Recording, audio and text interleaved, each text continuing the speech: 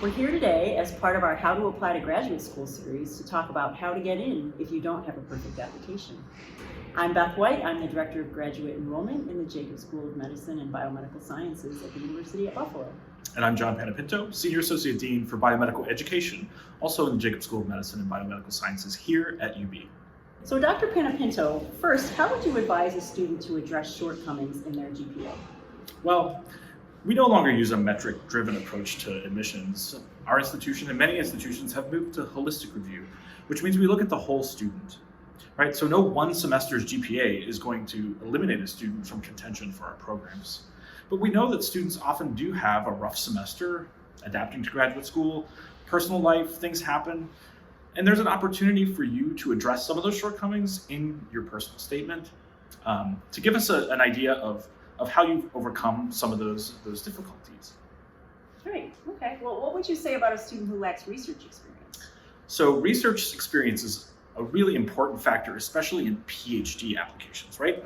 And master's applications, it's not an expectation that students are going to have a lot of research experience. And one of the things to overcome a deficiency in research experience is to do a master's, in addition to a post-bac program, for instance. But if students don't have a ton of research experience, it's important that you do detail the research experience that you did have on your CV and explain it in your personal statement. And that'll give the committee the opportunity to evaluate that research experience and what it brings to our program. And also, when you're detailing it, think about detailing it not only in terms of what you did, but in terms of the time you spent. And that will help us evaluate it.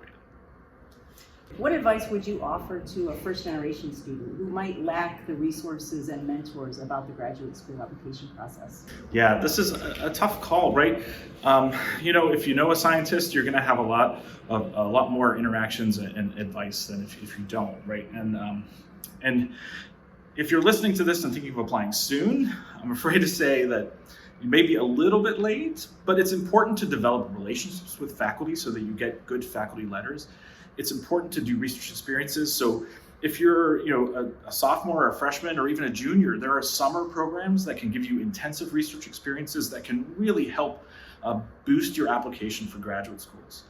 You can also look at your university's resources. So their career planning, talk to your professors about their experience and their path in STEM, right? There are many, many paths to get to a graduate program and many, many paths afterwards. So the more you learn about your options, I think the more competitive you'll be and you'll be able to find the right program for you.